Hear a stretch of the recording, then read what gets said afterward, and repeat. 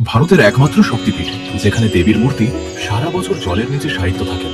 Bardhaman station থেকে কাটোয়া যাওয়ার লাইনে পড়ে একটি স্টেশন কৈচর হল্ট। এই স্টেশন থেকে মাত্র 4 কিলোমিটার দূরেই শান্ত নিরিবিলি একটি গ্রাম ক্ষীরগ্রাম। আর এই ক্ষীরগ্রামেই রয়েছে 51 সতীপীঠের অন্যতম মা যোগাধ্যা সতীপীঠ। কথিত আছে এখানে সতীমায়ের ডান পায়ের বৃদ্ধ আঙুল পতিত হয়েছিল। এখানে দেবী পূজিতা হন মা মহিষমর্দিনী দুর্গা রূপে, আর তার ভৈরব রূপে বিরাজমান ক্ষীরকণ্ঠক। এই পীঠের ইতিহাস অত্যন্ত প্রাচীন। এমনকি রামায়ণ যুগেও যোগাধ্যা দেবীর উল্লেখ পাওয়া যায়। এখানে দুটি বিগ্রহ পূজিত হয়, একটি প্রাচীন আর একটি নতুন। নতুন বিগ্রহটি সারা বছর ক্ষীর দিঘির জলে সাহিত্য থাকে, আর প্রাচীন বিগ্রহটিকেই সারা বছর পুজো করা হয়। একসময় দেবীর সেই প্রাচীন মূর্তি হারিয়ে গিয়েছিল। পরে বর্ধমানের মহারাজা কীর্তিচন্দ্র হারানো মূর্তির অনুকরণে দশভুজা মহিষমর্দিনী রূপে নতুন একটি মূর্তি তৈরির দায়িত্ব দেন ডাইহাটের স্বনামধন্য নবীনচন্দ্র ভাস্করকে, যিনি দক্ষিণেশ্বরের ভবতারিণী মূর্তির নির্মাতা। অদ্ভুতভাবে এই নতুন মূর্তিটি বহুবার চুরি হয়েছিল, কিন্তু প্রতিবারই অলৌকিকভাবে ফিরে পাওয়া যায়।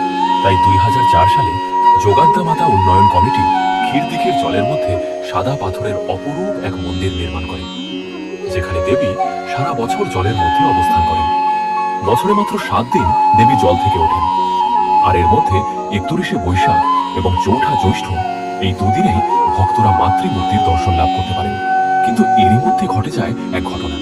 মন্দিরের পাশেই রয়েছে একটি দিঘি, ক্ষীর দিঘি। 2009 সালে এই ক্ষীর দিঘি সংস্কারের সময় হঠাৎই উদ্ধার হয় সেই হারিয়ে যাওয়া আসল প্রাচীন মূর্তি। গ্রামবাসীরা আনন্দে উদ্যোগী হয়ে সেই আসল মূর্তির জন্য নির্মাণ করেন সম্পূর্ণ পৃথক একটি মন্দির, যেখানে আজও সেই প্রাচীন যোগাধ্যা রূপ প্রতিষ্ঠিত। এই মন্দিরের কিছুটা দূরে গ্রামের মধ্যে রয়েছে আরেকটি বিশেষ স্থান, যা পরিচিত যোগাধ্যা মায়ের বাড়ি নামে। মন্দিরের ভিতরে রয়েছে একটি ঘর, যেখানে সাজানো থাকে খাট, বালিশ, তোশক, মশারি। এবং অনেকের বিশ্বাস মা যোগাধ্যা এবং ভৈরব ক্ষীরকণ্ঠ প্রতিদিন রাতে এখানে বিশ্রাম নিতে আসেন। তারও অনেক প্রমাণ পাওয়া গিয়েছে। রাত্রে পুরোহিত মশাই মায়ের বিছানা ঠিক করে দরজা বন্ধ করেন, আর সকালে এসে দেখেন বিছানা যেন অগোছালো, যেন মা এসেছিলেন, বিশ্রাম নিয়েছেন। এই মন্দিরের ভেতরে আছে একটি প্রাচীন সুড়ঙ্গ পথ। কথিত আছে অতীতে সাধকেরা মুক্তিলাভের আশায় এই সুড়ঙ্গ পথে ঝাঁপ দিয়ে আত্মোৎসর্গ করতেন। দুর্ঘটনা ঠেকাতে রাজাদেশে সুড়ঙ্গের মুখ ছোট করে দেওয়া হয়। ক্ষীরগ্রামের আরেকটি ঐতিহাসিক দিক আছে। দশানন পুত্র মহিরাবণের ইষ্টদেবী ছিলেন মা যোগাত্যা। তিনি পাতালে এই দেবীর আরাধনা করতেন। কৃত্তিবাসী রামায়ণে উল্লেখ আছে লঙ্কার যুদ্ধকালে মহিরাবণ মায়া বলে রাম লক্ষ্মণকে অপহরণ করে পাতালে নিয়ে যান। হনুমান তাদের উদ্ধারের সময় মহিরাবণকে সংহার করে রাম, লক্ষ্মণ এবং যোগাধ্যা মাকে পাতাল থেকে এই সুড়ঙ্গ পথে উদ্ধার করে ক্ষীরগ্রামে প্রতিষ্ঠা করেন।